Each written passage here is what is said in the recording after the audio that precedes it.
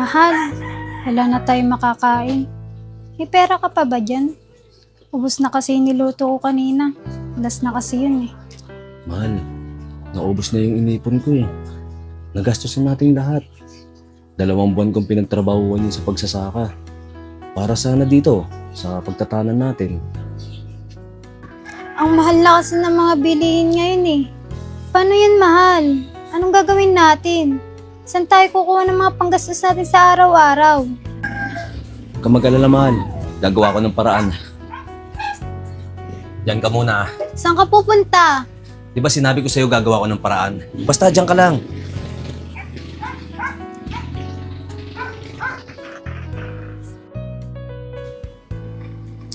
Saan kaya banda dito yun? Ako dito lang yun eh. Tagal ko na kasing hindi napupunta dito eh. Alam ko dito yung street na yun eh.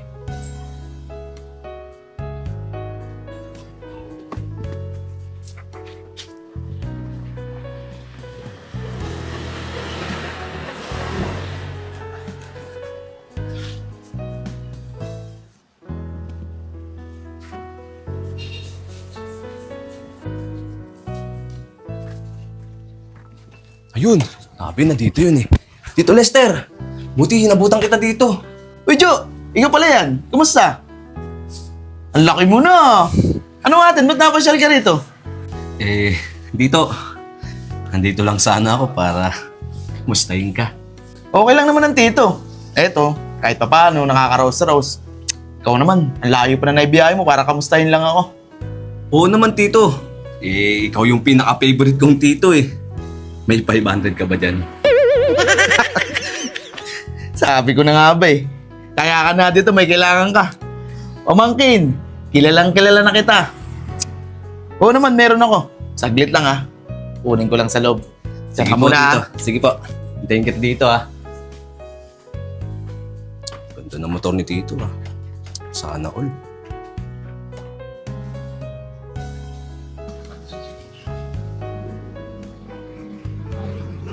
Oh, pamangkin.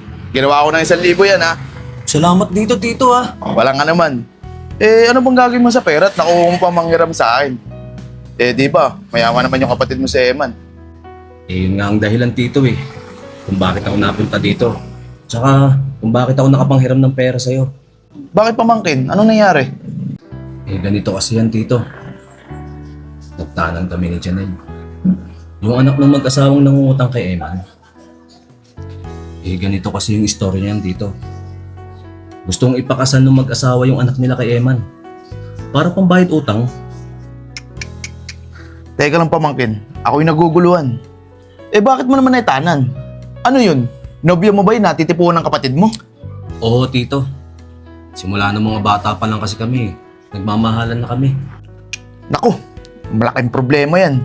Alam mo naman yung kapatid mo si Eman. Hindi marunong magparaya yun. Hindi nang isa sa dahilan, Tito, kung bakit ako napunta dito. Pwede ba, Tito, huwag mong sasabihin kay Emma na malapit lang kami nakatira dito? Kasi sigurado ako, pupuntahan ka nun dito at ipagtatanong-tanong ako. O sige pamangkin, huwag kang mag-alala. Makakaasa ka, wala akong sasabihin kay Eman kung sakali man mapunta siya rito. Sige, Tito, maraming salamat ah. Tsaka dito, malaking tulong na sa akin to. Paano? Una na ako at wala pang kakainin yung asawa ko eh. O sige, walang problema. Mag-iingat ka.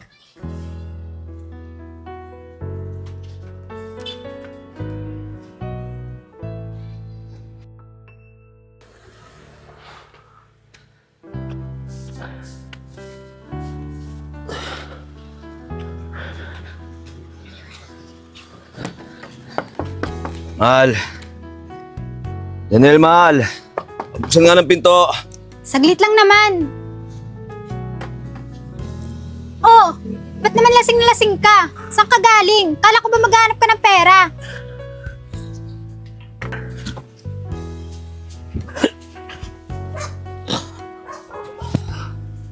Ano?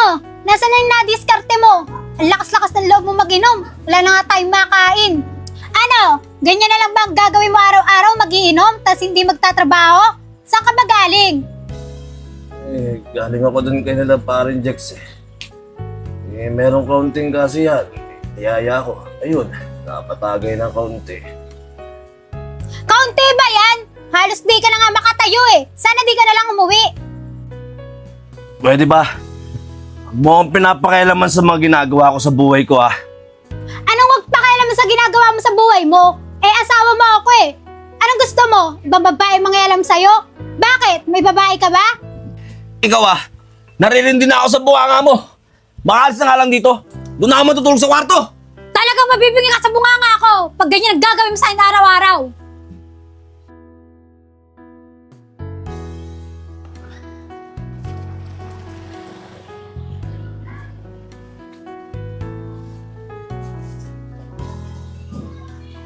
Dito na siguro yun. Tao po. Tao po. Tito Lester.